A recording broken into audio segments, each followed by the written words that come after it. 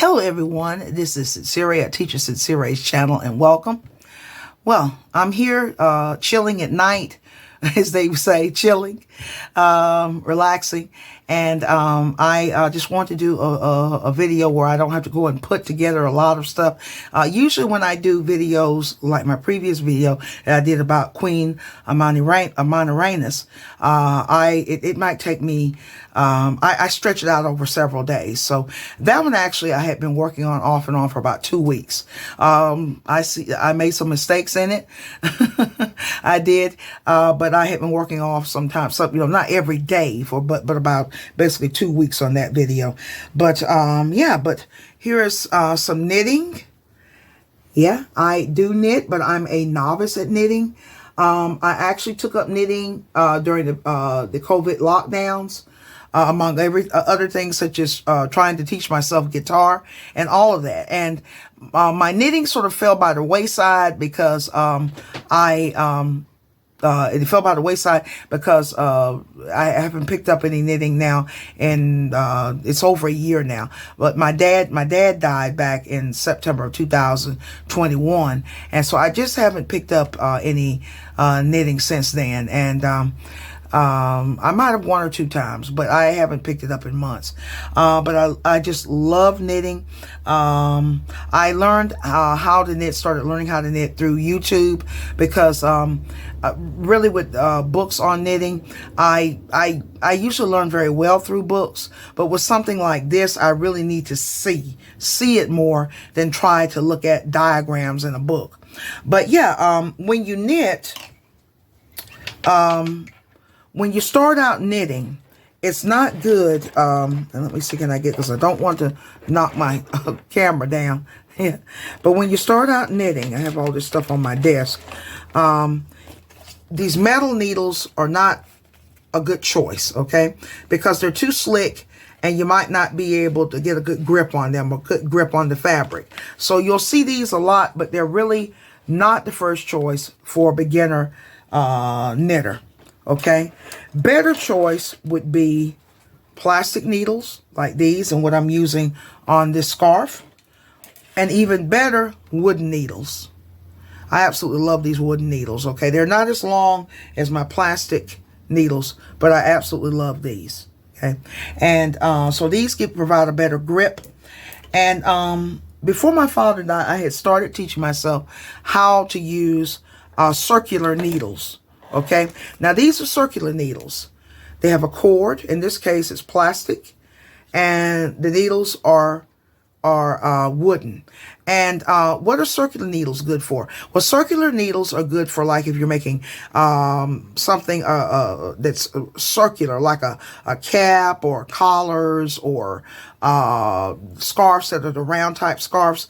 These are really good for that. And I had started learning how to use these types of needles, but I had to go on hiatus because after my dad passed away, here are a bunch of them. I bought a big bundle. This was very cheap. I got this big bundle at Amazon. But I lost focus, and I had so much I had to do to help my mother out and everything, and I just lost focus. So I'm trying to get back to knitting again. I adore it. I love it. When I was learning, I would just spend hours sometimes just knitting, and my hands and my wrists would get sore because I just was so fanatical about and just enjoying myself knitting. It's very, very relaxing. Let's see. Yeah, I got to get back into the swing of doing it again. Yeah, and I'm going to show you if I can get this stitch in here. This didn't do this very well. But yeah, when you knit, it's more like this. Now, when I was a child, you see these cartoons, and they might have this old woman knitting, and she was holding the needles like this. No, you don't hold it like this. You hold it like this, and you have it like the tips like this, and you insert. Now, this is just doing garter stitch. I think it's called garter stitch. There's a reverse way called purl. I had learned how to purl, but then I lost practice, and I've got to relearn. But I think I'll probably catch back on pretty quick because I haven't touched this. I was thinking I probably don't even know how to do this very simple stitch. This is the most basic of the stitches. This is what beginners learn. Okay, I'll show you here. So you have it like the tips that you don't have it too far down, and you do it like this. Wrap it around and do it like this. Some women do it a different way. Some people that knit, they do it a different way, but I do it this way. This is the way I learned from YouTube. There are a wealth of YouTube videos about knitting. So yeah, I'll show you again, and then wrap it around like this and pull it off. I didn't show you. Let's do it again. Wrap it around and then pull it off. Yeah, like that. So you have, and then you just go back and forth. So it will end up on the other side, and then I start back over. Okay. So I'm just going to do a little chit chat while I'm here. Today I received a message on Facebook from one of my former students that I taught years ago, face-to-face in Turkey. I actually visited her village 2 times. When I first met her, this was in the city of Izmit on the Asian side, the Anatolian side of Turkey. They call Izmit Kocaeli, and I guess the reason why they call it Kocaeli is because Turkey has another city on the west coast of the country that has a similar name. There's only a difference of a letter. There's Izmit and then there's Izmir. Okay. So she lived in Izmit, they call Kocaeli. And so when I first met her, she probably had never seen a black person, as we say, or African American person before in person. A lot of Turkish people hadn't. And she was just enthralled. I was talking and she was just like, she was just watching my face and my... Some people probably would be creeped out. I mean, I know when early on, back when I used to go to Turkey and people used to really, they would stare and stuff. Some people would stare. I felt really creeped out and uneasy, but I was told that no, it's not because they don't like you. It's because that they've never seen a black person before. So they've only seen them on television. Things might be a little bit different in Turkey now because you have when I first went there, the only people I saw were foreigners that were living outside the tourist areas were Africans, and they were basically migrant workers. Now the demographic is kind of changed in Turkey, where Turkey started offering scholarships to African students a number of years back. So when I was there the last time, you'd see a few African students, and there are some Africans that are married to Turkish people. My friend Phoebe over at the Kenya Lifestyle, she is. Anyway, she, my former student, sent me this message, this invitation on Facebook today, and I had forgotten about this invitation. She's had it modified because the original invitation that I saw over let's say 8 years ago or more was it was a Photoshop from the movie Troy. It was a still from the movie Troy, made in 2004 with Brad Pitt and Orlando Bloom and some other actors. And this was actually her wedding invitation, and she had shown it to me. What they had done, they had taken a still of her. They had taken the face off Orlando Bloom and whoever the actress was who played Helen, and they had put her husband's face on for Paris. Okay, the character Paris, which Orlando Bloom was playing, and then put her face on the face of the person playing Helen of Troy. So they've used the same invitation, and this time, when I was last in Turkey, she had a young baby. She had just had a baby, and so now he is, I guess, around 8 years old, and they are planning to have his what the Turks call Sünnet Aluyor. Okay, and what this is the circumcision ceremony. So they're planning to have a circumcision ceremony. So she had sent me what she had sent me was actually an invitation to that. And so I messaged her back, and because I hadn't talked to her in a long time, and she responded immediately, and she was saying she wanted me to come to a circumcision ceremony. And I told her that I would love to, but I can't afford the plane ticket. I can't come. I would really love to. And I know they would be so excited, but I can't come. When I was last there, I stayed 2 days with she and her husband and her baby son. I went to a wedding. A friend of hers had a wedding, and we went there one night, danced with the Turks. It was us Turkish women dancing together and stuff. And it was great fun.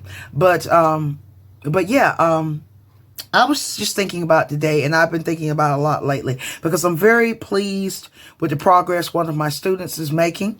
The big thing was, I admire her spunk, her willing to go out there and really go after what she wanted as far, educational wise. But I was just thinking about today and how it's so wonderful when you can make a positive impact on people's lives.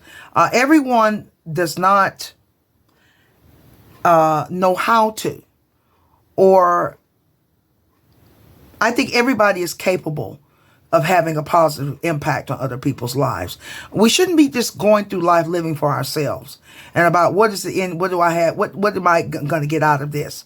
But we should be able to look back one day if we live to get old, if that's a part of the destiny that we have, to look back and say, I was a positive impact. I was a good example for others. And I was thinking about that today because I know who I am, and I feel like I know my purpose here. I feel my purpose is to help others, to be of service to others, and to be a good example for other people. I had another vision for my life when I was younger, okay, and it didn't happen.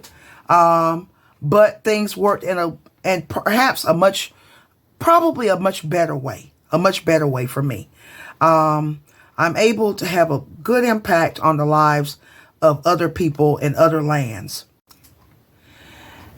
And that's so important to me, having this positive impact. And I just felt great that she remembered me, that she sent me a message. I was touched by it. Whenever I hear from students or friends abroad, I'm just touched by it. I'm just glad. It's a great feeling. And before this video, I was writing about it in my journal, about how it's just wonderful to be able to have a good influence on the lives of others. Now this is not about control, but this is about helping others and setting a good example. And that's really important to me. It's really important to me. I don't want to feel look back at one day and say, I just did everything just for myself and what I could get out of it. And speaking of stitches, I actually learned 5 different stitches for knitting before I had to go on hiatus with it. But this was one of them here. And if you notice, I was surprised myself. This is a lot like the kind of stitches you would see maybe in sweaters or caps. And I can't remember the name of it. There are many stitches in knitting, and I forgot the name. My plan was, when I took up knitting, is that I wanted to progress to crocheting. I bought some crochet needles, and that's what I was hoping. But then my dad went into his final phase the illnesses that he had. And he was basically hospitalized almost a month until, you know, he asked to be brought to come back home. They brought him back home and he died the next day. So a lot of things had to be put on hold because we had to do a lot of stuff. I had to help my mom with a lot of paperwork and everything, a lot of different stuff. We had to, you know, we had to go through stuff about dealing with dad's estate and all that kind of stuff. So a lot of stuff ended up being on the wayside. I would have progressed more with knitting. I was doing really well, got up to 5 stitches, and I was hoping that I would next make a cap, a circular type scarf with my circular needles and all that, and none of that came to fruition. But I hope I can get back on track again with the knitting. But I don't know, this video was just some thoughts. I love crafts. I love creativity. I draw.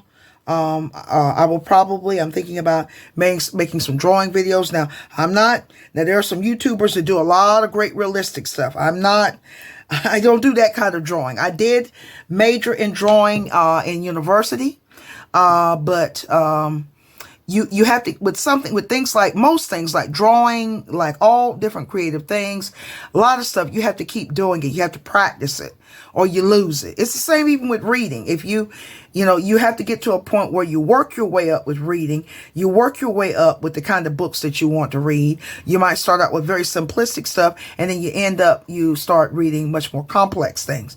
So, and then if you sort of stop reading and put it aside for a year or two, you might find that you have to sort of try to, get back into the swing of it, and it might be a little bit difficult, but it's still there, but it just takes a while. So it's the same thing with the knitting. Subconsciously, I believe those stitches are still there, but I have to sort of jar my memory and go back online and look at videos to relearn those stitches and how to do the different types of needlework.